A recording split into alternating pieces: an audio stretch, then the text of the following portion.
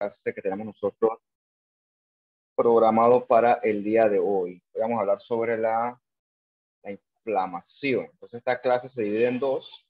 Vamos a hablar un poquito de las generalidades, alguna inflamación aguda sobre todo. En la otra clase esencialmente vamos a discutir algo sobre la inflamación crónica. Bien, entonces estas clases, como les digo, son conectadas con las clases anteriores, porque resulta que habíamos hablado anteriormente de la lesión celular. Entonces, cuando hay lesión celular, la célula trata de adaptarse, pero también trata de derrotar a el potencial agente ofensor. Esa respuesta de derrota, de batalla, es la inflamación. Importante, la inflamación ocurre en tejidos vascularizados. Los vasos sanguíneos son fundamentales para que ocurra esta respuesta inflamatoria. Porque la intención es que es cierto, mientras la célula está bajo ataque, está tratando de adaptarse, de defenderse. Pero si tú no eliminas el agente ofensor, va a ser inevitable que la célula pierda la batalla.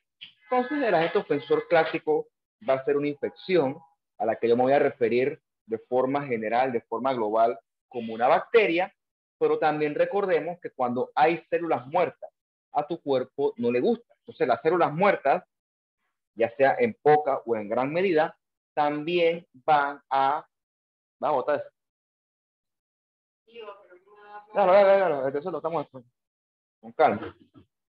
Cuando hay células muertas, eso también va a matar, ¿no? Cuando hay células muertas, nuestro cuerpo también desencadena un estímulo inflamatorio. Cuando hay lesión celular o células muertas, eso también provoca inflamación. Ahorita vamos a dar ciertos ejemplos, pero yo voy a referirme mayormente a la inflamación en el contexto de una infección bacteriana, para no andar ondeando pues en tantas cosas y que el mensaje llegue de la forma más clara posible. Bueno, ¿qué ocurrió? Entró una bacteria de la manera que más se te ocurra. Ponle cualquier forma. Te cortaste y entró a través de esa herida una bacteria. Entonces la inflamación consiste en llevar a ese sitio células y moléculas de defensa que van a venir desde la sangre con la intención de que eliminen esa bacteria potencialmente perjudicial. Mira, sin la inflamación nosotros no pudiéramos sobrevivir, porque desde el punto de vista biológico, nuestra existencia pura es una lucha entre microorganismos contra los organismos multicelulares, por ver quién es la especie dominante. Y en esa lucha que es a muerte, nosotros nos defendemos y los microorganismos también se defienden. Así funciona la naturaleza. Entonces, gracias a la inflamación, nosotros tenemos cierta ventaja sobre ese tipo de agentes ofensores. Entonces, nos ayuda a sobrevivir. Veremos la otra clase, cuando hablemos de que una inflamación deficiente también es perjudicial o una inflamación excesiva. Eso lo vamos a hablar cuando hablamos de las enfermedades del sistema inmune. Entonces, hoy en la clase vamos a ver los fagocitos, o sea, neutrófilos y macrófagos esencialmente. Vamos a ver que en la inflamación también participan los anticuerpos, tienen varias funciones, y también el complemento, que asumo que usted conocerá de sus otras clases, sobre todo de la clase de inmunología, donde el complemento también funcionan como una familia de proteínas que tienen funciones importantes en este mecanismo de defensa. Bien, importante, tus leucocitos son como un revólver cargado que usado en las manos entrenadas es beneficioso, pero usado en manos que no están entrenadas es potencialmente perjudicial. Entonces los leucocitos, cuando están en la sangre, están desactivados o están no activados. De esa forma, los leucocitos no están atacando constantemente tus propios tejidos. Ellos solamente se activan y comienzan a disparar cuando están en presencia de un potencial agente ofensor. Como esto que tú ves aquí, ¿no? Entró esta estaca, favoreció la entrada de bacterias, y entonces allí entonces es que el leucocito detecta ese estímulo y entonces llega a atacar con la intención de eliminar ese potencial agente ofensor. Si esta herida, si esta estaquita aquí, no llegara la inflamación a eliminar las bacterias que entran, Entonces, la bacteria gana la batalla. La infección nunca se detecta. Hay sobreinfección. El tejido jamás sanaría. Que eso es lo que ocurre, por ejemplo, en un paciente con una inflamación deficiente. Un muy buen ejemplo de esto es el paciente con pie diabético. El paciente con pie diabético tiene una herida que es chiquitita y como su inflamación es deficiente, esta herida va creciendo, creciendo, creciendo hasta que todo el pie se le pudre, siendo el mejor ejemplo cuando hablábamos de la inflamación la necrosis gangrenosa, que tú ves como el pie se le pone todo negro, o sea, el tejido se muere, ¿okay? Se muere en multicapas. ¿Por qué? Porque la inflamación fue deficiente y no logró entonces eliminar a ese potencial agente ofensor. Y el agente ofensor, la bacteria, hizo lo que le dio la gana, ganó la batalla. Y ahí no queda otra cosa que cortar esa región afectada, amputarla. Bien. De forma sistemática, la inflamación tiene varios pasos secuenciales. Lo primero es que entra el agente ofensor. Y ese agente ofensor entonces va a ser reconocido por células que se encuentran en estaciones especiales en tu cuerpo. Luego van a llamar a los leucocitos al sitio de batalla con la intención de que estos leucocitos se activen y utilicen sus mecanismos para eliminar este agente ofensor, esta bacteria. Una vez que la bacteria es eliminada, entonces la inflamación tiene que acabarse, ¿okay? Porque si no, la inflamación también es potencialmente perjudicial para tus propios tejidos. Y luego de eso, el tejido afectado tiene que ser reparado. Claro, eso ocurre en mundos paralelos. Entonces vamos a ir desarrollando uno por uno estos pasos que son fundamentales en la inflamación. Discutiendo otros conceptos generales, hay dos tipos generales de inflamación. Está la aguda, que es la que esencialmente vamos a tocar hoy, y luego está la crónica. La inflamación aguda es rápida, ¿ok? Y ocurre en respuesta ya sea a un agente infeccioso, sobre todo las bacterias, o a la presencia de células muertas. Rápida, que por lo menos en minutos va a activarse. Y su duración también va a ser corta. La inflamación aguda se caracteriza porque está llena de neutrófilos. Los neutrófilos se fugan de los vasos y esa fuga permite también la salida de líquido y de proteínas. O sea, se acumula un líquido que es rico en neutrófilos y proteínas durante la inflamación aguda. Entonces, este es un punto importante. La célula que predomina en la inflamación aguda va a ser el neutrófilo. Como tiene un periodo de vida establecido, eventualmente la inflamación aguda tiene que detenerse. La inflamación aguda no es eterna. Y si todo salió bien, que pues no suele pasar en estos tiempos modernos, entonces el tejido eventualmente va a ser reparado. Por lo general, los neutrófilos lamentablemente fallan porque la bacteria tiene mecanismos para resistir ese estímulo inflamatorio, esa reacción inflamatoria, y entonces sobrevive. Y entonces tenemos que traer una línea de defensa más especializada. Y entonces ahí viene la inflamación crónica, que como dice la palabra crónica, dura más y se caracteriza por tener periodos de destrucción celular con mucho tejido dañado, mucho tejido afectado, y así mismo con periodos de reparación, ¿ok? Con cicatrización y fibrosis. Durante la inflamación crónica, la célula que predomina va a ser el macrófago. Eso lo vamos a discutir a lo largo de las clases, porque el macrófago es muy versátil.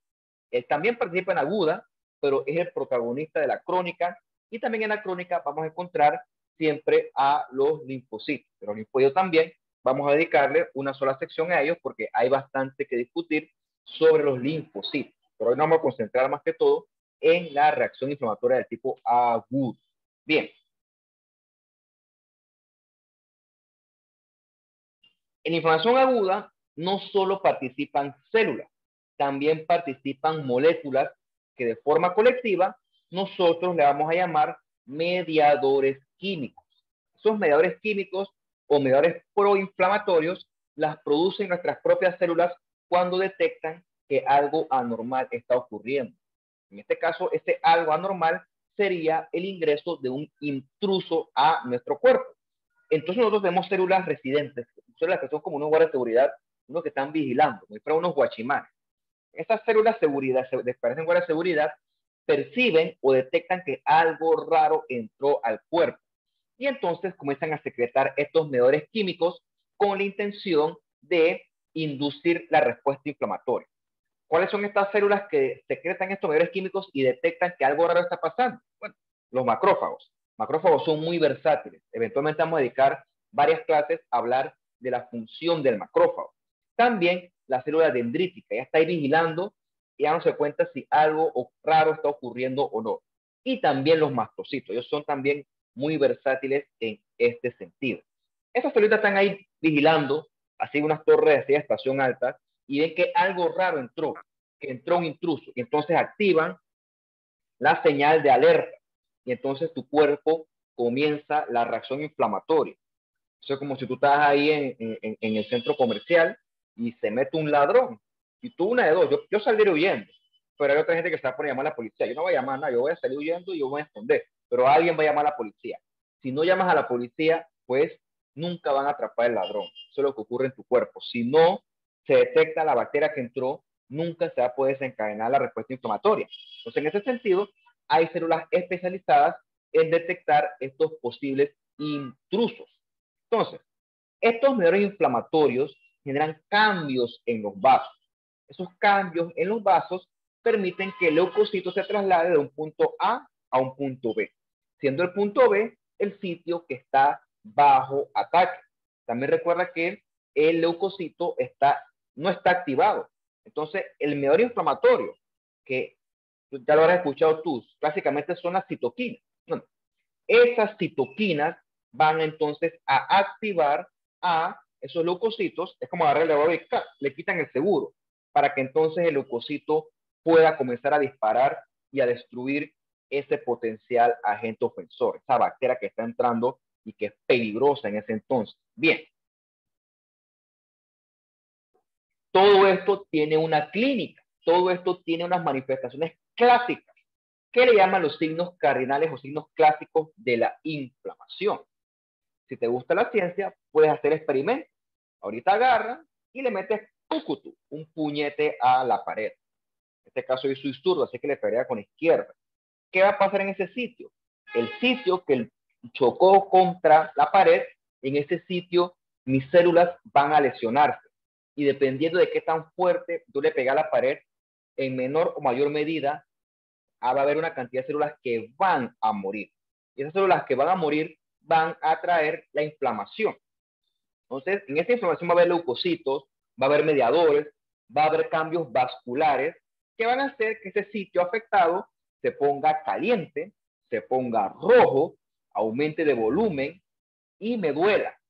Eso lo describió hace 2000 años el señor Celso. O sea, para que tú veas que en esos tiempos la gente era muy ávida de la ciencia. Se dieron cuenta que cada vez que algo afecta a tus células de una forma perjudicial, ocurren estas cuatro cosas. Ponle el nombre: infección por el bicho que tú quieras, trauma, algo que lesione y llama inflamación. Tú vas a ver calor, rubor, aumento de volumen y dolor. Eso es clásico. Y luego vino Rudolf Virchow, que es el padre de la patología moderna, y también describió la pérdida de función. Son los signos clásicos de la inflamación. Y se deben a estos cambios vasculares, a la presencia de leucocitos y la presencia de los mediadores inflamatorios. Bien, entonces ahora sí vamos a discutir poco a poco o paso por paso cómo se produce la inflamación. Bien, hemos dicho que la inflamación hasta este momento es algo bueno, es algo positivo, es algo que sin ella nuestro cuerpo eventualmente sería atacado y destruido por nuestros enemigos, ¿ok? Pero la inflamación no es gratis, la inflamación tiene sus efectos no deseados. Es como si, por ejemplo, siguiendo la línea del centro comercial, llegan los policías, el ladrón se pone de malas y los policías abren fuego contra el ladrón y disparan. Y sin querer queriendo, porque es que no es que quieran, agarran y entonces meten un tiro, fallan y rompen el vidrio de un local. Se llama, no me acuerdo cómo se llama el vidrio. Whatever, ¿no? Tú ya te imaginas cuál es. Bueno, entonces, ¿quién va a pagar ese vidrio ahora? ¿Okay? ¿Quién va a pagar la ventana de ese local? Entonces, eso fue un daño colateral que se generó producto de un ataque para eliminar a un potencial ladrón. Bueno, lo mismo ocurre con tu inflamación. A veces, casi siempre, se sale de control y entonces la inflamación termina produciendo daño al tejido no involucrado. Hay veces que provoca tanto daño que la misma inflamación entonces es la causa de la enfermedad. O sea que fue más perjudicial que beneficioso. Para evitar eso, la inflamación entonces va a ser o debe ser autolimitada. ¿Okay? Por lo general, la inflamación tiene un punto de vida determinado para que no se nos salga de control ese tipo de reacciones. Vamos a ver más adelante que, por ejemplo, los neutrófilos, independientemente de tienen un periodo de vida de 48 horas. Si no fuera así, el neutrófilo sigue entonces disparando y el daño tisular es prácticamente eterno. Eso ocurre en las personas que tienen un sistema inmune demasiado sensible, hipersensible. Las infecciones, por ejemplo, una neumonía por un neumococo en un paciente inmunocompetente como ustedes o yo. Estás con dolor, estás con fiebre, con algo de dificultad para respirar, tú crees que no es nada, y tú ves que chuchi, no se me quita ya la vida, me siento mal, una fiebre, le cuentas a tus papás y dices, chuleta, creo que lleva a tu papá a un cuarto de urgencia. Ah, bueno, ni modo, pues, está bien, no aguanto, ya me siento muy mal. Te dan un cuarto de urgencia, te hacen una placa y tienes un consolidado. Te hacen un VH, tienes una leucocitosis y tienes marcadores elevados. Bueno, pues, vamos a estar hospitalizado para poner antibiótico por la venita, que es más rápido.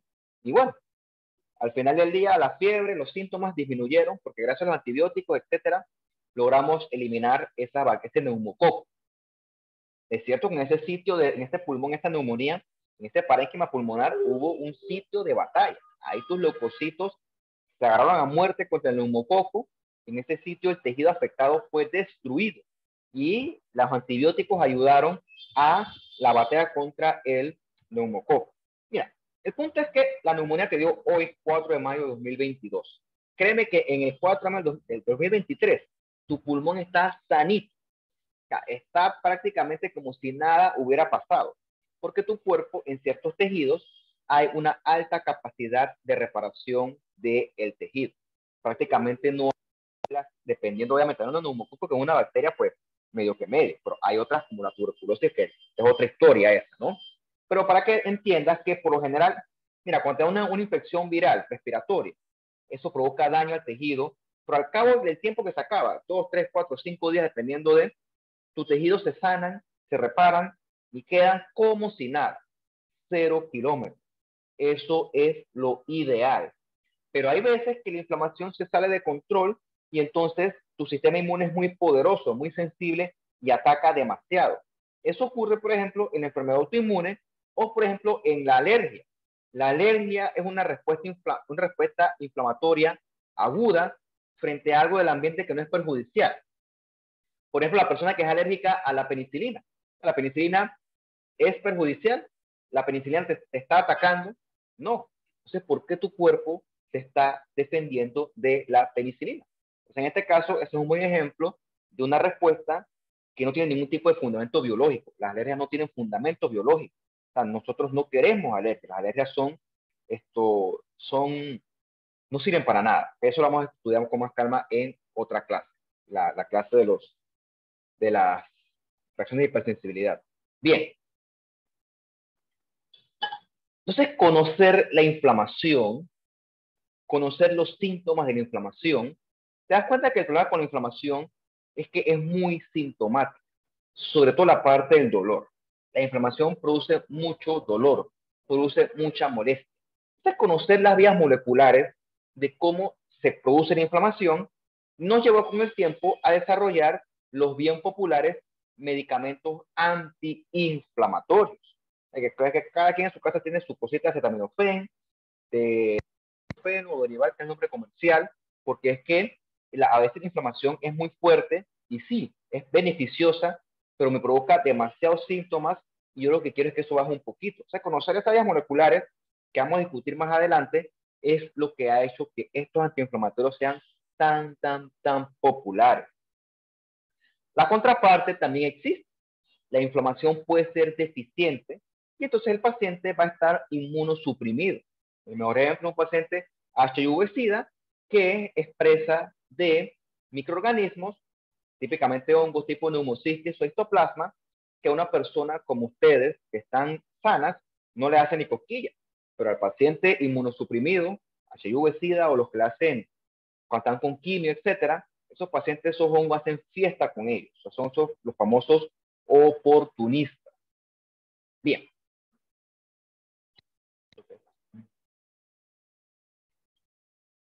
Digamos que todo ocurrió adecuadamente, tus neutrófilos llegaron, destruyeron al agente ofensor y lo eliminaron. O sea, ganamos la guerra. Entonces, eventualmente la inflamación debe detenerse. ¿Por qué? Porque los mediadores inflamatorios se van a disipar, se van a degradar. Estos neutrófilos también, afortunadamente, van a tener vidas medias cortas. Al cabo de que hacen su trabajo, mueren por apoptosis. Eso es perfectamente normal. ¿Ok? Y eventualmente vienen mecanismos antiinflamatorios que lo que van a ayudar es eventualmente reparar el tejido. Eso es secuencialmente lo que debe ocurrir. Repito, eso ocurre en un escenario, en un mundo ideal. Si todo esto que yo estoy hablando funcionara así como lo estoy diciendo, no existiera trabajo de los médicos, ¿ok? Porque teóricamente nuestro cuerpo se autosanaría solito y por lo tanto no hubiera necesidad de la medicina. Así como mucha gente te quiso postular en el COVID, como que mínimo tu cuerpo se encarga de todo. Es cierto que tu cuerpo hace un buen trabajo tratando de lidiar contra la infección, contra el agente ofensor en este caso, pero necesitamos también la ayuda de otras extras, ¿ok? Antibióticos, antiinflamatorios, antipiréticos, etcétera. ¿Por qué? Porque los bichos con los que lidiamos hoy en día no son bichitos easy, son bichitos blindados, bichitos que tienen mecanismos para evadir nuestras armas de defensa. Por eso es que no es suficiente. Así como nosotros evolucionamos, ellos también evolucionan. Por eso es que nuestro cuerpo solito hace el trabajo, pero eventualmente se va a quedar corto. ¿Okay? Eventualmente se va a quedar corto. La inflamación, ¿por qué ocurre? Bueno, por los estímulos que desencadenan esta lesión celular. Ya usted lo conoció en la clase anterior. Cualquier infección, cualquier célula muerta por la razón que más te guste, ya sea por isquemia, por un trauma, por mucho frío, por mucho calor, un cuerpo extraño que lo que va a hacer es desencadenar esto que estoy acá, ¿no? Una reacción granulomatosa con células gigantes multinucleadas, por aparte que es una cuestión que no es fagocitada. Todas estas causas de lesión celular, si no se controlan, eventualmente van a llamar a una respuesta inflamatoria. Probablemente será así en prácticamente todos los casos. Bien, vamos para atrás entonces y vamos a hablar un poquito, poco a poco, cómo es que ocurre esto. Teóricamente, hasta ahí debe llevar a clase, pero no, pues o sea, la ciencia tiene que ser extensa, tiene que ser tediosa, la ciencia tiene que ser sustanciosa. Entonces tenemos que hablar un poquito más de esto, cómo ocurre esto. Bien. No sé, un poquito más de café, puede ser que todavía está caliente. Y entonces digamos que tú estás cocinando diligentemente, y ¡shas! Te cortas. ¿A quién no la ha pasado? El cuchillo que estaba recién, tú lo afilaste, que le diste con furia, y el cuchillo está que corta hasta el papel. Bueno, te cortaste y una herida grande, ponte que de 3 centímetros, está sangrando, etcétera. Bueno, a partir de esa herida comienzan a entrar bacterias ahí. Entonces, lo primero que hay que reconocer para comenzar la inflamación es que entraron esas bacterias y que también, acuérdate, cuando te cortaste, murieron células. Entonces, también se van a reconocer células muertas.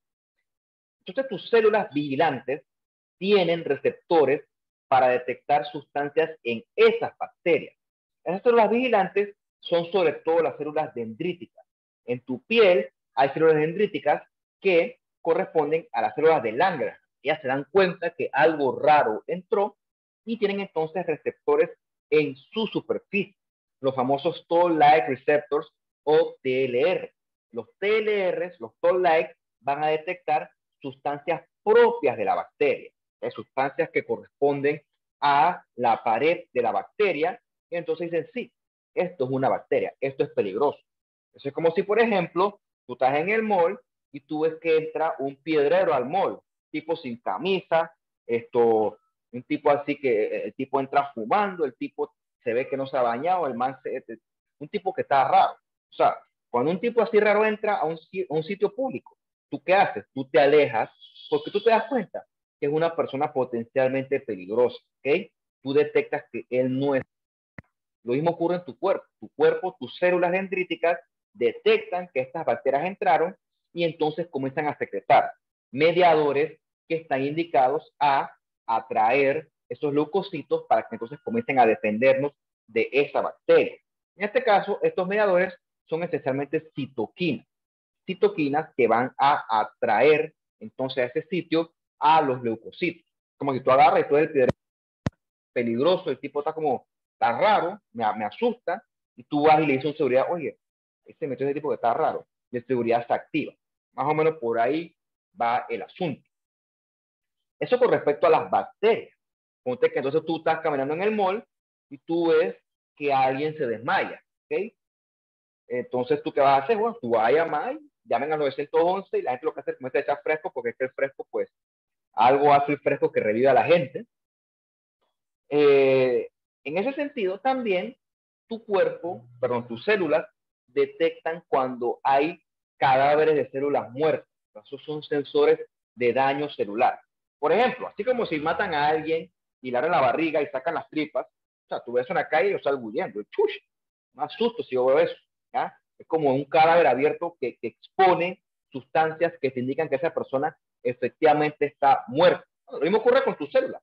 Cuando la célula muere, se abre y se liberan cosas de su interior. Se libera ATP y se libera, por ejemplo, DNA libre en el citoplasma.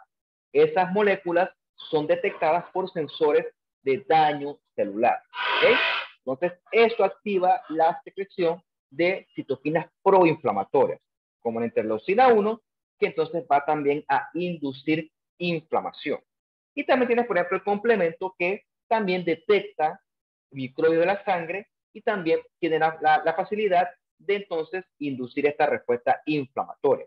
Esos son mecanismos de detectar que algo raro está entonces ocurriendo. Bien, ahora sí vamos a hablar per se de la inflamación aguda. Vamos a hacer unos 2 minutos y seguimos.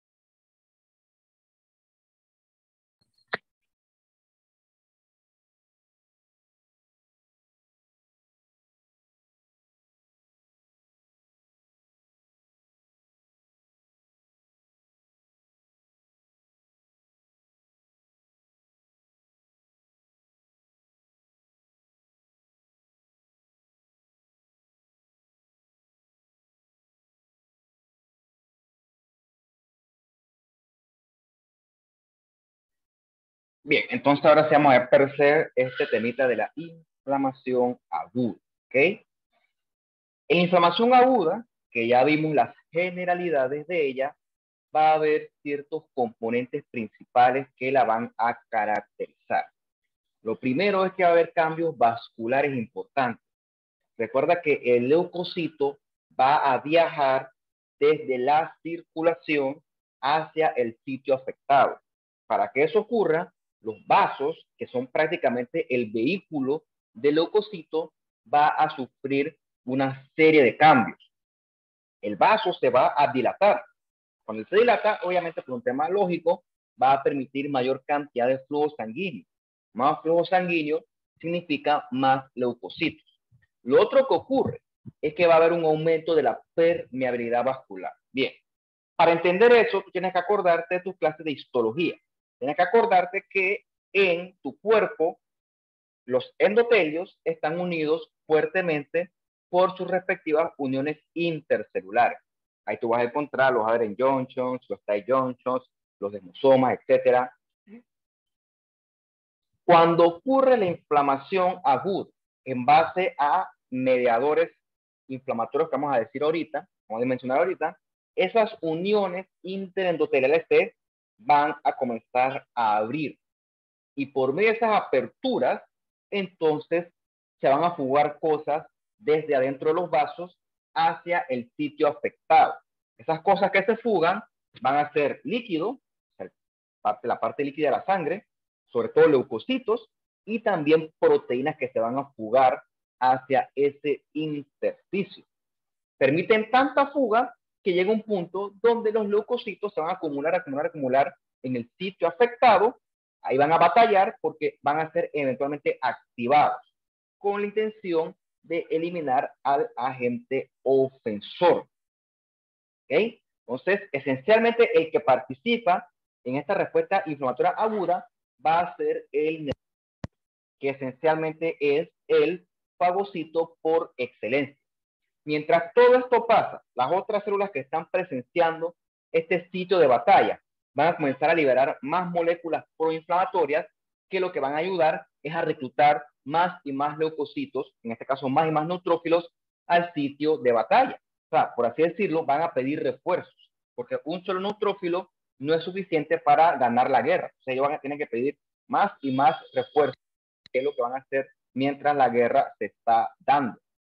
Bien, hemos dicho entonces que nuestros vasos sanguíneos son fundamentales, son esenciales para una adecuada respuesta inflamatoria aguda.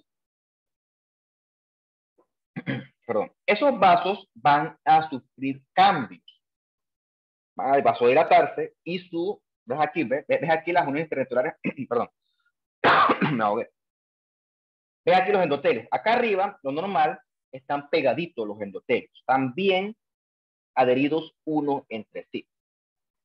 Pero cuando hay inflamación aguda, los espacios interendoteliales, boom, se abren y eso permite una mayor permeabilidad vascular.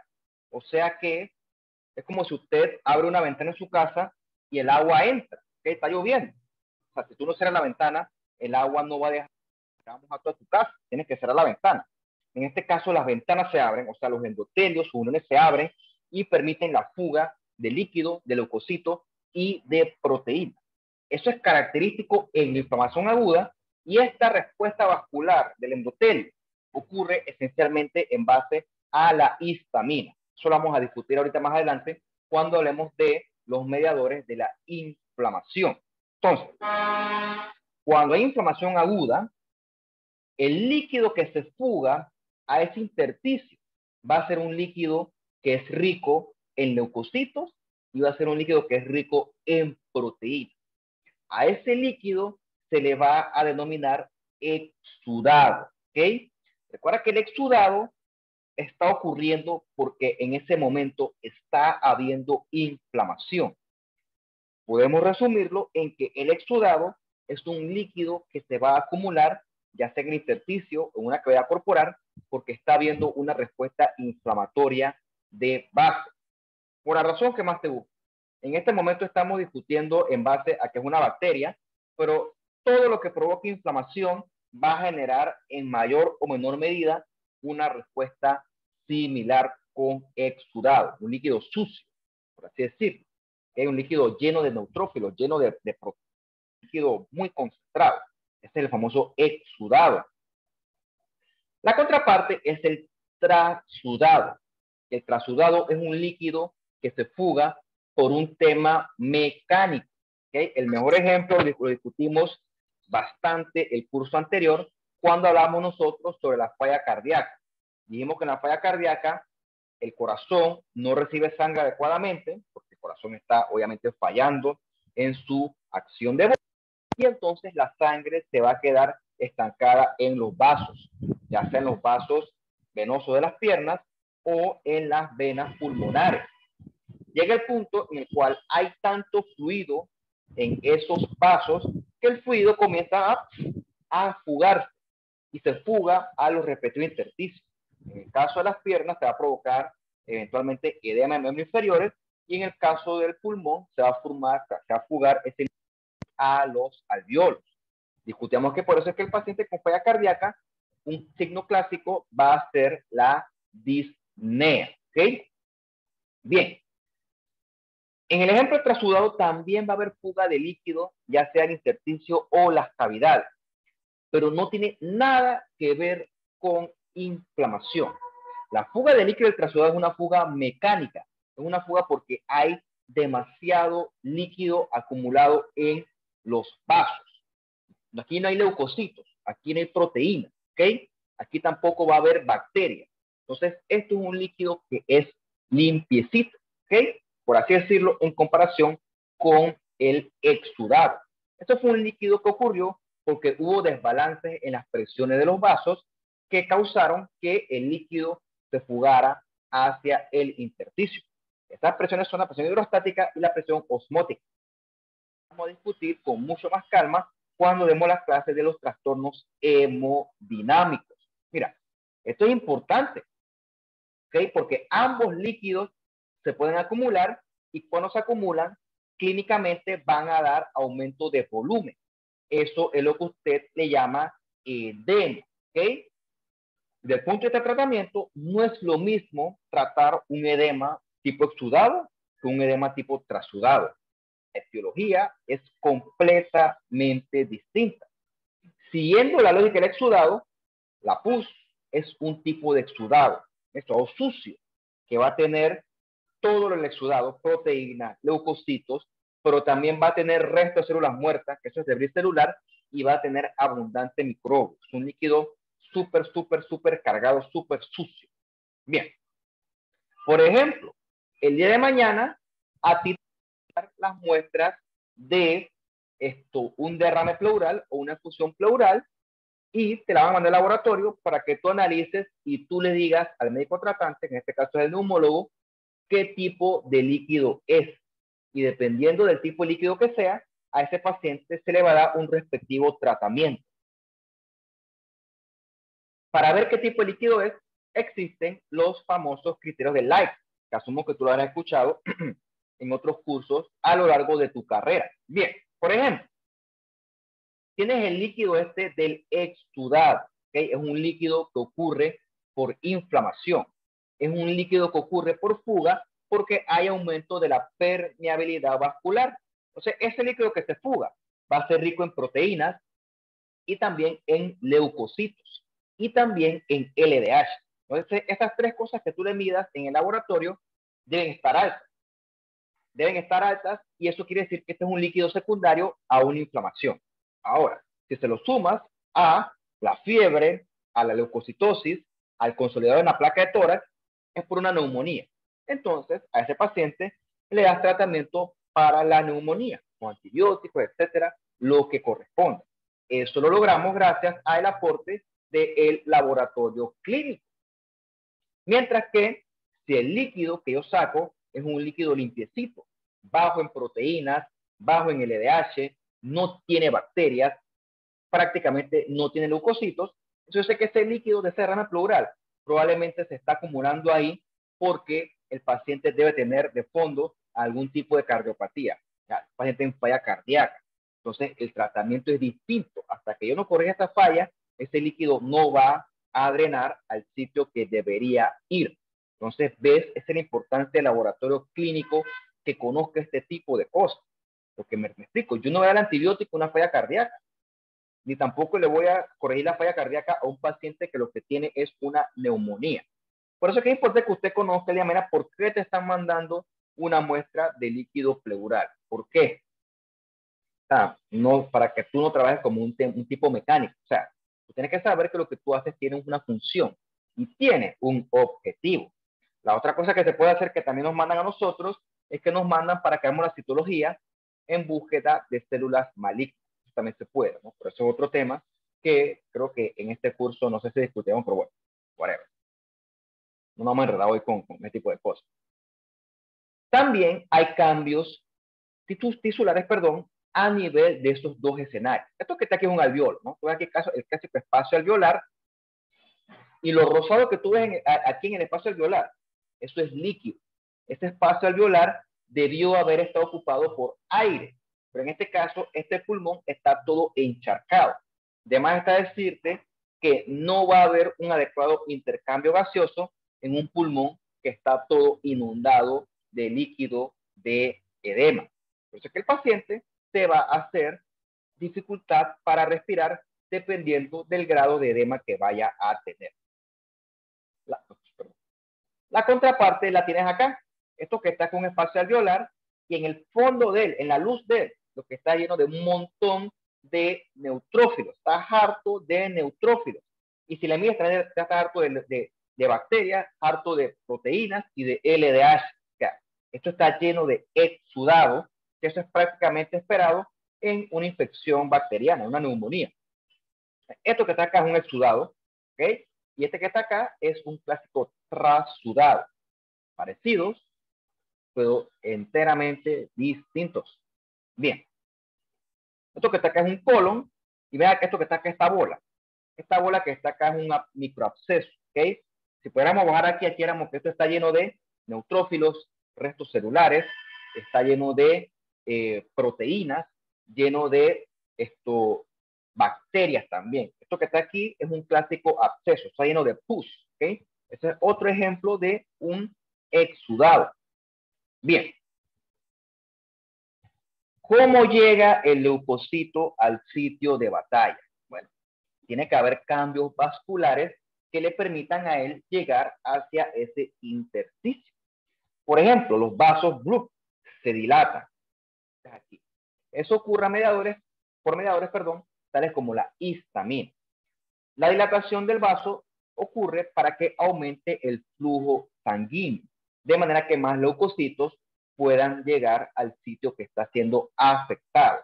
Y lógicamente también tiene que haber una mayor permeabilidad vascular, que es lo que permite que los leucocitos que están aquí en el vaso salgan entonces al intersticio y puedan entonces batallar contra el agente ofensor. Todo lo que tú ves aquí en el fondo, eso es un sitio de batalla. Esto aquí se está formando un exudado. Allá se formó, mejor dicho. Entonces, gracias a que el vaso sanguíneo aumenta su diámetro, eventualmente la sangre va a comenzar a correr más lento, ¿ok? La sangre se va a poner más viscosa con más eritrocitos. Eso es lo que hace que el tejido se ponga congestivo, lleno de sangre, y es lo que hace que el tejido inflamado, la región inflamada, se ponga roja. Es lo que da el clásico rubor. Y con tanta sangre estancada, también se pone caliente. Por eso es que hay calor en el sitio que está inflamado. Eventualmente, como este flujo sanguíneo es cada vez más lento, gracias a los cambios vasculares, con el tiempo, los neutrófilos en este caso se van a poder pegar poco a poco con más facilidad al endotelio del vaso en cuestión. Se van a pegar tanto que al final se van a comenzar a acumular. Entonces, cuando comienzan a pegarse o a adherirse al endotelio, comienzan a interactuar estos neutrófilos con el endotelio. El endotelio comienza a expresar moléculas de adhesión que hacen que los leucocitos, en este caso los neutrófilos, se puedan ir poco a poco pegando, hasta que eventualmente puedan abandonar ese vaso sanguíneo y salir acá al sitio de batalla. Hasta este punto, Para que un neutrófilo abandone un vaso sanguíneo, tiene que haber una interacción fuerte con el endotelio de ese vaso. Eso lo vamos a ir desarrollando poco a poco, porque pues tiene su parte un poquito complicada. Bien, bueno, aquí pues. Un segundito. Ya se me sube el café. No importa, porque ya tomé mucho. Esta frase ya. Me refiero al teléfono. Alguien me escribió, creo que no.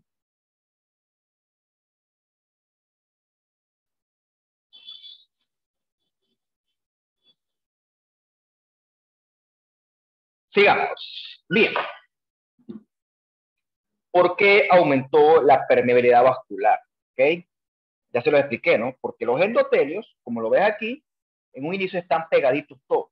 Pero gracias a mediadores inflamatorios, sobre todo la histamina, los espacios ¡pum!, se abren, como dice aquí en rosadito. Hay retracción de las células endoteliales. ¡Bum!, como si fueran unos gates, unas compuertas. Se abren y eso permite la fuga de los leucocitos al sitio afectado.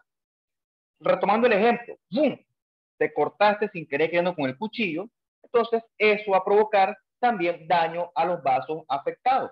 Entonces, eso también va a permitir fuga extra de líquido al sitio afectado. En este caso, la cortada, pero sí es muy grave, por ejemplo, en el caso de una quemadura donde la extensión del daño, pues, lógicamente es mayor. Y eventualmente, esas células endoteliales también van a permitir mayor paso de fluido de proteínas por un proceso que se llama transitosis, que asumo que tú conociste en tu clase de biología. Bien, para resumir todo esto que estoy hablando, el endotelio, cuando hay inflamación aguda, se pone como un colador, se pone súper permeable y los leucocitos, las proteínas y el líquido se fugue al sitio de batalla, ¿ok? Esencialmente gracias a estos mediadores, siendo el principal la histamina. Bien, los linfáticos, que siempre son olvidados, siempre hablamos de las arterias, las venas, pero los poros linfáticos también son importantes en la respuesta inflamatoria aguda. Veremos cuando hablemos de los edemas per se en la clase del trastorno hemodinámico que los linfáticos ayudan a drenar parte de la acumulación de ese líquido de edema. No fuera por los linfáticos, tus piernas, tus intersticios se llenarían de líquido. Tus linfáticos son como una especie de sistema de alcantarillado que drenan ese exceso de líquido. A tus ganglios linfáticos también llegan leucocitos, llegan bacterias y allí se realiza la famosa presentación de antígenos con la intención de generar un anticuerpo que neutralice ese potencial agente ofensor. Eso lo discutiremos con más calma cuando hablemos de la clase del sistema inmunológico, que yo lo voy a hablar desde el punto de vista de un patólogo, que es una cuestión pues no tan detallada. Yo asumo que su profesor de inmunología le va a hablar de una forma más pro de eso. Esta es la gracia, da varios cursos. Eso lo voy a discutir desde el punto de vista del patólogo, pero eso realmente tiene su propia ciencia y pues yo algo sé, pero jamás diría que soy experto en eso, ¿ok?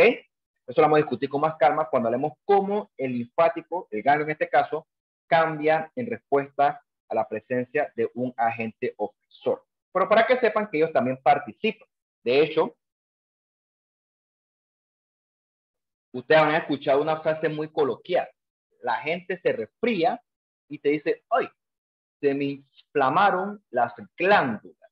Esa frase, pues, yo creo que todo lo que yo dije ahí, todo está incorrecto. Lo que la gente se le inflama, que más que una inflamación es un aumento de volumen, son las tónsilas o las amígdalas, que tú sabes tu clase de histología, que son tejido linfoide, son masas de tejido linfoide que están aumentando de volumen porque en ese momento tu cuerpo está bajo ataque por un virus respiratorio. Y esas tónsilas están tratando de generar una cura o un anticuerpo, un arma que destruya a ese virus. Entonces, eso no son glándulas, ¿ok? Histológicamente las glándulas son completamente distintas a el tejido linfoide. Entonces, por favor, hágame la caridad de nunca repetir eso de hasta me inflamaron las glándulas. No, lo que tienes es un aumento de volumen de tus amígdalas, perfectamente esperado, en respuesta a una infección bacteriana de vía respiratoria superior. Bien, para que la idea quede clara, dijimos entonces que el principal protagonista, es una redundancia por cierto, la inflamación aguda va a ser el neutrófilo, este que tú ves acá. Él es fácil de reconocer en un fruto de sangre periférico. ¿Cuánto mide? Bueno, yo sé cuánto mide porque ya me lo sé en todas las clases, pero tú siempre usas referencia al eritrocito. El eritrocito mide en promedio unas 735 micras y el neutrófilo en diámetro mide prácticamente el doble. El neutrófilo debe medir de 12 a 15 micras. Su núcleo es el clásico núcleo polimorfonuclear. No es que tenga más de un núcleo, es que el núcleo de él se divide en varios lobulitos que están conectados por estos finos hilitos de cromatina. Polimorfo porque los núcleos pues tienen morfologías que son variadas. Y en el citoplasma de él va a tener muchos gránulos. Esos gránulos son los que eventualmente le van a ayudar a eliminar a esa bacteria que te está invadiendo. Esa es la función de él. Ahorita me habló un poquito de los gránulos del neutrófilo. El neutrófilo participa en la inflamación porque él responde rápidamente al llamado. A diferencia del macrófago que responde un poco más lento, por eso es que él es un poco más protagonista de la inflamación crónica y eventualmente en la reparación del tejido. Estos dos, el neutrófilo y el macrófago, son expertos fagocitadores, ¿ok? Esa es esencialmente su función principal. Sobre todo el neutrófilo para bacterias y el macrófago prácticamente para todo lo demás. Como un carro de basura. El tipo se come toda la basura que tu cuerpo no necesita, incluyendo ciertos microorganismos. Entonces vamos a ver que el macrófago sí come bacterias, come todo, un basurero literalmente el tipo, me fue un carro a la basura, pero repito, tiene un montón de otras funciones que hace el macrófago una célula súper versátil. En este sentido, nuestros leucocitos, nuestros fagocitos, parecen células súper útiles, súper importantes para nuestra defensa, pero también provocan daño cuando hay inflamación. Las sustancias que son para destruir bacterias pueden entonces destruir nuestros propios tejidos y es esperado que siempre producto de inflamación siempre exista daño colateral, porque la inflamación suele salirse de las manos y este neutrófilo que es bueno, al final del día termina produciendo más daño que beneficio. ¿Okay? Este cuadrito te compara bastante bien, es del libro, qué ocurre con el neutrófilo y qué ocurre con el macrófago. El neutrófilo vive poquito, mientras que el macrófago puede residir hasta años. ¿Okay? El neutrófilo tiene una vida más rápida, él actúa más rápido, mientras que el macrófago es más lento, más prolongado. ¿Okay? Entonces, te lo puedes leer con calma después para que compares el neutrófilo versus el macrófago. Bien. Vamos a seguir. ¿Cómo entonces se transporta el neutrófilo desde el vaso sanguíneo, o sea, desde la sangre, hacia el sitio de batalla? Bueno, eso ocurre porque el neutrófilo tiene que interactuar con el endotelio. Eso es como, por ejemplo, como tú vas en el metro y tienes que bajar en la parada que tú desees. O sea, para bajar tienes que pararte de tu asiento, pedir permiso y hacerte hasta una puerta. Si tú no haces eso, el metro se va de largo y ya. O sea, tú tienes que actuar, tú tienes que interactuar con la puerta del metro. Lo mismo ocurre con tus neutrófilos. Ellos tienen que interactuar con el endotelio para poder abandonarlo e ir al sitio de batalla. Eso ocurre gracias a moléculas de adhesión que vamos a discutir con calma más adelante y a citoquinas proinflamatorias. ¿Qué ocurre? Cuando tú vas en el metro, tú te bajas cuando el metro se detiene. Tú no te puedes bajar cuando el metro está en movimiento. Vamos a asumir que el metro no tuviera puerta y que el metro va en movimiento y tú te bajas cuando está en movimiento. Pues, esta vez imagínate qué va a pasar. ¿Ok? Entonces, te guste o no, tienes que bajarte cuando el metro está detenido o cuando va más lento. Bueno, cuando está detenido realmente. Lo mismo ocurre con tus leucocitos. La sangre arterial va muy rápido. ¿Ok? Entonces, el leucocito necesita bajarse de los vasos sanguíneos cuando la sangre corre más lento. Este flujo sanguíneo más lento ocurre por lo general en la vénula postterminal o postcapilar. Este concepto lo vamos a discutir más adelante. Entonces, para que el neutrófilo pueda abandonar esa vénula postcapilar, él debe interactuar y pegarse al endotelio. Eventualmente debe pasar a través del endotelio y debe ser guiado hacia donde está la bacteria que está atacando tus tejidos. Entonces, como te dije, la sangre arterial va muy rápido, ¿ok? Eventualmente la sangre de la metaarteriola pasa al capilar y ahí se frena. Y prácticamente cuando entra a la vénula postcapilar, la sangre va a la velocidad más lenta posible. Es por eso que esa vénula postcapilar es el sitio ideal que el leucocito elige para abandonar la pared del vaso. Antes de abandonar, para interactuar con la pared del vaso. Producto de la inflamación y los cambios vasculares, gracias a la estasis vascular, en ese sitio el flujo sanguíneo va a ser todavía más lento. Eso va a permitir que el neutrófilo pueda hacer mayor contacto con la pared de ese vaso en cuestión. Entonces, eventualmente, como esto está bajo ataque, como hay inflamación, el neutrófilo poco a poco va a entrar en contacto con la pared del vaso y va a detectar que hay cambios en el vaso. Entonces, en ese punto, en el endotelio va a haber moléculas de adhesión. Esto, ¿cómo te lo pongo un ejemplo yo?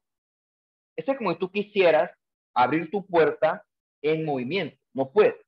Para abrir tu puerta y poder insertar la llave en la cerradura, tú tienes que detenerte. Es como si estuvieras en fuego. Hay poco, te agarra la llave y taca, taca, taca, taca. Aquí no la ha pasado. Taca, taca. Ahí metes 10 intentos y el número 15 es que metes la llave. Bueno, es más fácil, tú eras quietecito y tú metes la llave y ya, resuelto. Bueno, para que el neutrófilo pueda interactuar con la molécula de adhesión del endotelio, él tiene que estar lo más quieto posible, porque si no el tipo se va de largo y no puede detectar esta molécula de adhesión. Esa quietud lo logra gracias al flujo sanguíneo que está lento, gracias a la inflamación, y que en esta vénula postcapilar la sangre corre lento. Gracias a eso, poco a poco, el neutrófilo va a ir reconociendo las moléculas de adhesión de ese endotelio, con la intención de que eventualmente el tipo crack se adhiera firmemente a él, entonces pueda abandonar ese endotelio. Estas moléculas de adhesión son las selectinas y las integrinas. Bien, las selectinas son las primeras que participan y van a mediar una interacción relativamente débil entre leucocito y endotelio. Las selectinas las expresa el endotelio y se van a expresar entonces cuando se detecta que hay un agente ofensor. Se van a expresar en función de la señal que proveen citoquinas proinflamatorias, como la interleucina 1 y el factor de necrosis tumoral. Cuando tu cuerpo está bajo ataque, el endotelio cambia. Y ese cambio, gracias a estas citoquinas proinflamatorias, permiten la expresión de estas selectinas. Hay varios tipos. La S selectina del endotelio, la P de las plaquetas y la L de los leucocitos. Entonces, en ese momento, el leucocito comienza a pegarse, despegarse, pegarse, despegarse contra el endotelio. En un punto, eso es tan repetitivo que el neutrófilo parece que estuviera rodando contra la pared del vaso. De hecho, se llama así, se llama rodamiento. Gracias a ese rodamiento, el leucocito detecta las selectinas, pero las selectinas son muy débiles, ¿ok? Eventualmente va a rodar tanto que entonces va a detectar otras moléculas de adhesión más fuertes, que en este caso son las integrinas que tú ves aquí. Cuando el neutrófilo entonces puede reaccionar o reconocer a la integrina, entonces en ese momento va a haber adhesión fuerte hacia el endotelio, ¿ok? Esa integrina la expresa la pared del neutrófilo. Entonces, en este momento hay como un enlace entre neutrófilo y endotelio, cosa que quedan perfectamente pegados, adheridos. Entonces ya el neutrófilo puede pasar libremente a través de los espacios interendoteliares. En este momento, pues, ¿cómo ocurrió esto? ¿Cómo el neutrófilo sabe que el sitio de elección está en el dedo índice de tu mano derecha? Bueno, porque en ese momento las células que presenciaron ese ataque secretaron moléculas que atraen neutrófilos al sitio de batalla. Esas moléculas se llaman las quimiosinas, o también le pueden llamar quimioquinas, también me gusta esa palabra, me gusta llamarle quimiosinas, ¿ok? Son moléculas que atraen al neutrófilo al sitio de batalla. También participan el TNF y la interleucina 1 para ayudar a que se expresen ligandos para estas integrinas, que lo que al final va a favorecer es esa adhesión fuerte entre neutrófilo y también el respectivo endotelio. Entonces, una vez que el tipo se pega adecuadamente a su respectivo endotelio, entonces él va a poder migrar y poder batallar donde la bacteria está atacando a tu cuerpo. Entonces, todas esas cosas que yo he dicho que son un poco tediosas, es importante porque si alguna de estas cosas falla, si alguno de estos elementos falla, si falla la integrina, si falla la selectina, si falla el endotelio, si algo falla, la inflamación falla, la inflamación es deficiente y entonces la bacteria gana la batalla. Entonces, todas estas cosas tienen que estar íntegras para que la inflamación sea efectiva y eficiente. Entonces, eventualmente, el neutrófilo está bien pegado en la pared del endotelio. El tipo ya dejó de moverse. ¿Okay? Entonces, en ese momento, el tipo comienza a apretarse y se mete entre las uniones interendoteliales. Este proceso que se aprieta y pasa dentro del vaso hacia el intersticio se llama migración. Entonces, recuerda, a él lo están llamando, a él lo radiaron y ese pitazo que le dieron ocurrió gracias a las quimiosinas. Entonces, él llega del sitio A al sitio B gracias a un gradiente químico.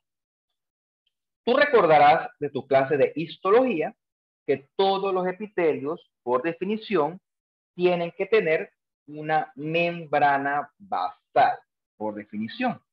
Entonces, estamos diciendo que para que el leucocito atraviese el endotelio del vaso sanguíneo y llegue de un sitio al otro, él tiene que atravesar toda la pared del endotelio, rompiendo literalmente. Bueno, él tiene colagenasas que le ayudan a atravesarla, pero esto es tan regulado que la pared del vaso no sufre daño durante esta transmigración. Eso es súper importante conocerlo porque tú pensarías como que, oye, pero el neutrófilo entonces revienta la pared del vaso, la perfora.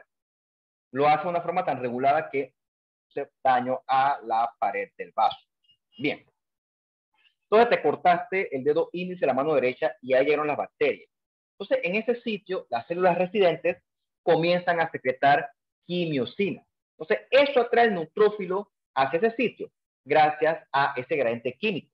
Este proceso se llama quimiotaxis. ¿Cuáles son ejemplos de moléculas quimioatrayentes que favorecen esta quimiotaxis? Bueno, moléculas de la bacteria, citoquinas como las quimiosinas, todo tiene el complemento y otros productos de la cascada del ácido araquidónico. Eso vamos a discutir más adelante. Otra cosa, los leucocitos, los neutrófilos en este caso, no son estáticos, ellos son móviles. Tienen estas patitas que están constituidas esencialmente por microfilamentos o filamentos de actina que le ayudan a moverse. Gracias a eso él puede llegar de un sitio A al sitio B. Esto es para que entiendan que los neutrófilos no son células estáticas. Ellos se pueden deformar y se pueden ir moviendo. Eso le ayuda a llegar efectivamente al sitio de batalla. Bien. Entonces, dependiendo de qué tanto ha pasado en cuestión de tiempo, tú vas a encontrar distintos tipos de hallazgos si evalúas tejidos que están afectados por algún tipo de respuesta inflamatoria. Máximo a las 24 horas, tú lo que vas a encontrar es mucho neutrófilo. Está harto de neutrófilo el tejido afectado. Por suerte, esos neutrófilos no son eternos. O sea, si pasa mucho tiempo, se demostró que el neutrófilo no puede eliminar al agente ofensor. Y ellos inevitablemente van a desaparecer a las 48 horas para entonces dar lugar a los macrófagos. Ellos viven más y ellos pueden atraer otros leucocitos al sitio de batalla. Entonces, en este momento, como el neutrófilo fracasó, entonces va a haber progresión hacia una respuesta inflamatoria más prolongada, o sea, una respuesta inflamatoria crónica. Bien, un segundo que me escribo por acá. Claro, hay variaciones para eso. Por ejemplo, ustedes las pseudomonas, que curiosamente, o sea, esto no es como una regla de 100%, pero en las pseudomonas, cuando están infectando, tú puedes ver que hay neutrófilos por muchos días. Eso es una curiosidad. Cuando hay virus, lo que suele haber es exceso de linfocitos. Cuando hay alergia, tú lo que vas a encontrar es eosinofilia, como esto que tú ves aquí a la derecha. Esto es un esófago, clásico epitelio escamoso estratificado, no queratinizante obviamente, y ves trozos rojitos. Entonces son eosinófilos y son también gránulos sueltos de eosinófilos. Y es que nota la flecha, hay un grupito de eosinófilos, es un absceso eosinofílico. Esta esofagitis eosinofílica ocurre en base a un estímulo alérgico de base. Entonces, si tú mides un VH ahí, tú vas a encontrar ahí exceso de eosinófilos, vas a encontrar eosinofilia en el hemograma. Asumo que usted sabe eso ya, pero bueno, vamos a repetir. El hemograma, como tú ves los leucocitos, pensando en qué es lo que está causando el aumento, con la intención de dar una potencial tratamiento. Repito, esto no es que es una regla de 100%, tiene variaciones, pero orienta. Si tú encuentras neutrofilia, probablemente lo que tenga el paciente es una infección bacteriana. Si tú encuentras linfocitosis o linfopenia, probablemente lo que tenga el paciente es una infección viral. Si tú encuentras eosinofilia, probablemente el paciente tenga una infección, en este caso infestación por parásitos o algún proceso alérgico de base. ¿Okay? Son cosas que orientan, repito, o sea, no es que esto es 100% así, pero son cuestiones que ayudan a orientar un hemograma para tratar de ver qué es lo que tiene el paciente en cuestión. Bien, vamos a tomarnos aquí unos 2 minutos y seguimos.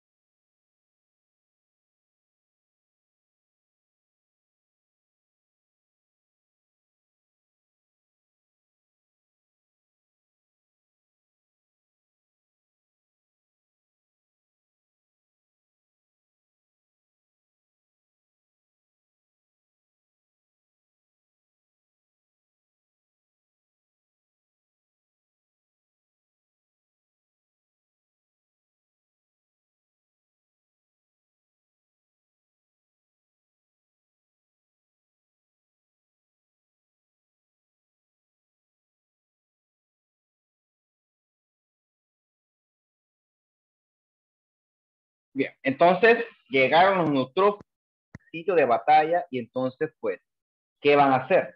Bueno, los neutrófilos van a destruir. Para poder destruir, tienen que activarse. Y esa activación solo va a ocurrir cuando el neutrófilo es estimulado por las citoquinas proinflamatorias. Recuerda que el neutrófilo solo se activa cuando hay un agente ofensor. Si no hay agente ofensor, los leucocitos en general, no solo el neutrófilo, no están activados. ¿Por qué? Porque eso gastará mucha energía y aparte sería peligroso para tus propios tejidos. Entonces, el neutrófilo encontró la bacteria y entonces la va a destruir. Y tú sabes muy bien que lo que él hace es la famosa fagocitosis. Yo nada más la voy a mencionar porque yo asumo que eso tú lo darás en microbiología, o si lo has dado, y en verdad eso es digno de llevarse una propia clase, hablar de toda la fagocitosis. Así que yo nada más voy a decir las generalidades que pues, me interesan a mí para este curso. Entonces, durante la fagocitosis, que esencialmente es un tipo de endocitosis, el neutrófilo reconoce elementos propios de la bacteria. ¿Ok? En este caso, el macrófago que también puede comer bacterias en determinado momento, él tiene, por ejemplo, receptores que detectan azúcares que son propias de la pared bacteriana, manosa, por ejemplo. También hay receptores para microbios tipo scavengers, etcétera. Son receptores que detectan que llegó que es una bacteria. Después el neutrófilo extiende unas patitas que abrazan a la bacteria y la incorporan a su citoplasma. Típica endocitosis. Pero en este caso, el neutrófilo va a fusionar entonces esa bacteria que está dentro de una vesícula de transporte, la va a fusionar con sus lisosomas. ¿Ok? O sea, llama entonces el fagolisosoma. Y entonces él va a comenzar a liberar gránulos que son tóxicos, que son perjudiciales para la bacteria, pero bueno, también son perjudiciales para nuestros propios tejidos. El efecto neto debería ser, si todo sale bien, que se destruya esta bacteria, que es lo que ocurre aquí en la imagen de la derecha. Ves muchos neutrófilos con bacterias dentro de su citoplasma, que están tratando de destruirlas por medio de fagocitosis. Estos son clásicos diplococos gram negativos esperados de los pacientes que tienen gonorrea. ¿Okay? ¿Ves cómo son diplococos que están dentro del citoplasma del neutrófilo? Bien, entonces esencialmente el neutrófilo, el leucocito, detecta la bacteria gracias a receptores, lo incorpora dentro del citoplasma en forma de una vesícula de transporte. Entonces, en este punto, la bacteria de su vesícula se fusiona con el lisosoma. ¿Okay? Entonces, dentro de esa vesícula, que es el fagolisosoma, se liberan los gránulos que entonces van a destruir esa bacteria. Eso es un resumen muy resumido de qué ocurre con la fagocitosis. Bueno, ¿cuáles son realmente las armas que tiene el leucocito para destruir esas bacterias? Son los famosos radicales libres, entre otras enzimas hidrolíticas lisosomales. Ahí encontramos las especies reactivas de oxígeno y las especies reactivas de nitrógeno. Las especies reactivas de oxígeno son sobre todo utilizadas por los neutrófilos. Ellos agarran este no superóxido, lo convierten a peróxido de hidrógeno y eventualmente convierten eso a hipoclorito, gracias a esta mieloperoxidasa. Ese hipoclorito es bastante similar al cloro que tú usas para lavar la ropa o lavar el piso o lavar el baño. O sea, además de tirar el cloro a una pobre bacteria, por supuesto que la vas a destruir. Entonces, pues yo no voy a tratar de cómo ocurre eso desde el punto de vista bioquímico, pero al final del día se forma este hipoclorito que destruye a esa bacteria. Eso ocurre gracias a la especie reactiva de oxígeno. Mientras que el macrófago suele utilizar el óxido nítrico. ¿Okay? Entonces, ese óxido nítrico genera peroxinitrito que daña componentes de las células, lípidos, proteínas, etc. Entonces, sabes que el óxido nítrico, curiosamente, también tiene propiedades vasculares. Sobre todo provoca vasodilatación. También dentro de los lisosomas encuentras un montón de enzimas. ¿Okay? Encuentras dentro del neutrófilo gránulos específicos con colagenasas, lisosimas y también gránulos azurófilos, sobre todo con esa mieloperoxidasa, que es la que sirve para formar ese hipoclorito. ¿Okay? ¿Qué pasa? Los gránulos estos son eficientes para destruir la bacteria, pero también pueden dañar los tejidos que están involucrados, los tejidos inocentes que están involucrados. para eso tenemos mecanismos de la matriz extracelular que evita en parte estos efectos destructivos, ¿ok? Y también es importante aquí el hecho de que los neutrófilos tienen una vida media máximo de 48 horas.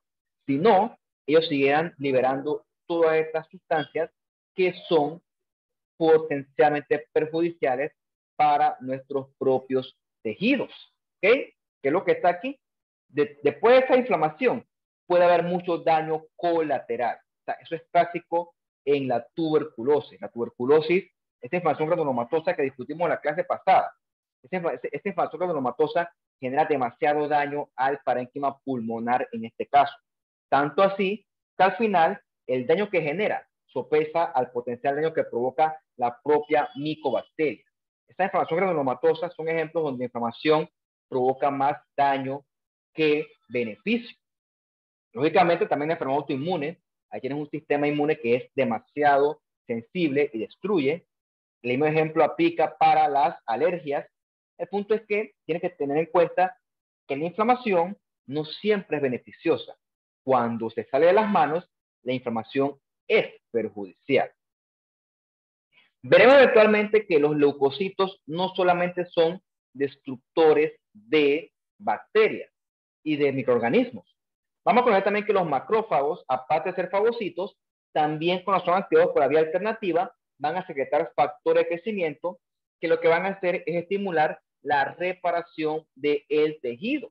Y también tenemos el linfocitos T. El linfocito T, por lo general, vamos a discutir en la clase de la inflamación crónica, pero tenemos a ese T helper 17 que él participa también en la inflamación aguda, porque lo que él va a hacer es secretar citoquinas, sobre todo IL-17, que lo que va a hacer es reclutar neutrófilos y macrófagos a el sitio de batalla. Entonces, esto es interesante porque siempre se ha dicho de forma así tipo paradigma que el linfocito solo participa en la inflamación crónica, pero este TH17 también participa durante la respuesta inflamatoria aguda, ¿ok? Pero bueno, de él vamos a hablar con más calma la próxima clase.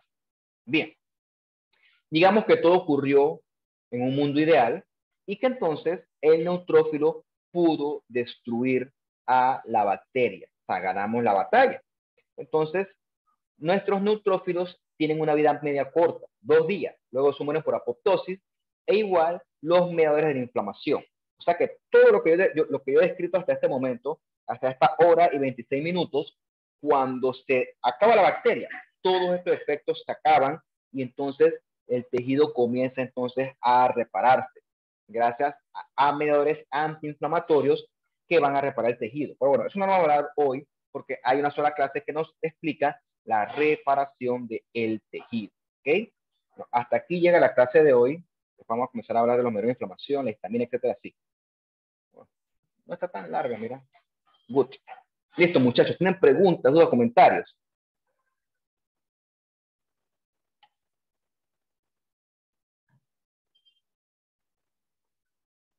Curiosidad.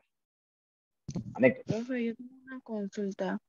Sí. El video del viernes es hasta aquí donde usted dio la clase. No. Es la clase, la semana anterior. La clase de la célula, la lesión celular y la adaptación. Esto de hoy y lo del viernes viene para la otra semana, para que usted tenga una semana para estudiar, incluyendo un fin de semana. Pero si quieres puedo meter lo de hoy. Tú me dices. No, profe. No, profe, así está bien. Yo no tengo problema. Ustedes nada más me dicen y yo, sin piedad. Así como les gusta a ustedes. No, viene lo que vimos la semana anterior. Para que yo asumo que tú hayas aprovechado tu fin de semana largo para estudiar. Le doy yo esa voluntad, que usted tenga el fin de semana para aprovechar. Me parece que pues es relativamente justo. Pero no, lo que hagamos la semana de hoy viene en la otra semana de más arriba. Reitero, vendría la célula, vendría la lesión celular con los mecanismos, etcétera, y vendría la adaptación celular. Estos tres temas.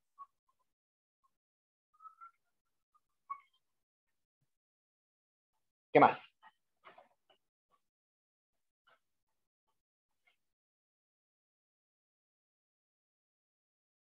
Bueno, jóvenes, si no hay más nada, pues yo sí tengo que atender otros compromisos, asumo que igual ustedes, y bueno, si todo sale bien, nos veremos entonces el viernes.